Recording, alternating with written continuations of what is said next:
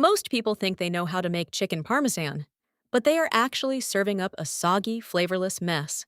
If your breading falls off the second your knife touches the meat, you are making a massive mistake that is ruining your dinner.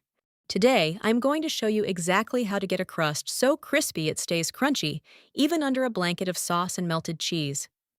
We are going from a dry, boring chicken breast to a restaurant-quality meal that will make your family think you went to culinary school. There is one specific trick with the breading that almost everyone skips, and that is exactly why their chicken is never as good as the local Italian spot. By the end of this, you will know how to balance the salt, the crunch, and the acidity perfectly. Let's start with the chicken itself. You can't just take a giant, thick chicken breast out of the package and throw it in a pan. If you do that, the outside will burn before the inside even gets warm. You have to butterfly those breasts or use a heavy meat mallet to pound them down. Aim for about half an inch of thickness all the way across. This isn't just for fast cooking. It is about making sure every single bite has the same ratio of meat to breading. Use a piece of plastic wrap over the meat while you pound it, so you don't splash juice all over your kitchen. Trust me, nobody wants a side of germs with their dinner. Now, let's talk about the breading station. You need 3 shallow bowls. The first one is for all-purpose flour. The second is for your eggs, which you should whisk with a splash of water to loosen them up. The third bowl is where the magic happens. Use a mix of panko breadcrumbs and traditional Italian crumbs. The panko gives you those big, jagged crunches, while the Italian crumbs provide that classic herb flavor. Here is a pro tip. Season every single layer. Put salt, pepper, garlic powder, and dried oregano into the flour and the crumbs.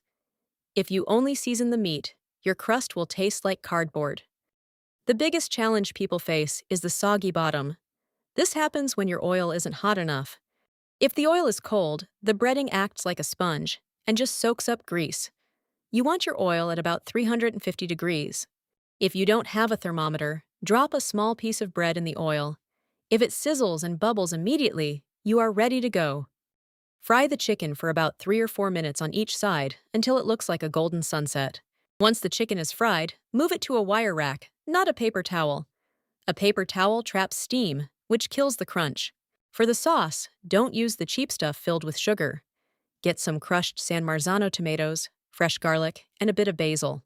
When you assemble the dish, do not drown the chicken. Put a strip of sauce down the center and leave the edges exposed. This keeps the sides crispy. For the cheese, stop using the pre-shredded stuff in the bag. It is covered in potato starch to keep it from sticking, which means it won't melt smoothly. Buy a block of low-moisture mozzarella and some real Parmesan Reggiano. Grate it yourself. Pile it high and put the whole tray under the broiler for about 2 minutes. You are looking for those beautiful charred brown spots on the cheese. When you pull it out, let it sit for 2 minutes so the juices stay inside the meat. You've just made the best chicken parm of your life. If you want to see how to make the perfect homemade pasta to go with this chicken, click the video on the screen right now.